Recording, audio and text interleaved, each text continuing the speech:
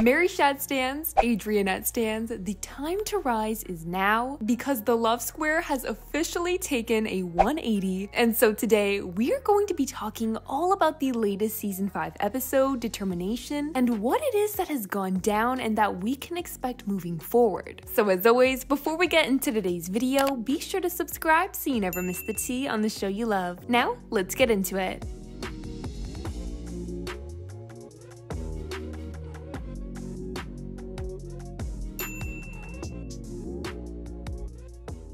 As soon as the episode begins, we can see that both Kagami and Adrian are meeting up to practice fencing when Adrian's emotions have taken a turn, and Kagami, being the friend she is on to Adrian about them and helping him welcome and accept these new emotions. While Adrian feels quite confused with this sudden change, he does recall that he's been feeling this way towards Marinette ever since season 3, from the episode The Puppeteer 2. Yes, from this iconic scene. And so as Adrian and Marinette plan to meet up at the museum so that Adrian can discuss his feelings with Marinette, we see beforehand just how stressed Marinette has become thinking about it all, and that's where Luca comes in to comfort her. And honestly, Adrian and Marinette could not have a better support system. This scene was also quite touching because with everything Marinette is mentioning, like I lost precious things, Luca knows deep down exactly what she's referring to and reminds her that the past is the past and now she needs to listen to the melody of her heart. And so as Luca walks Marinette to the museum, things take yet another turn, and Marinette, being completely flustered,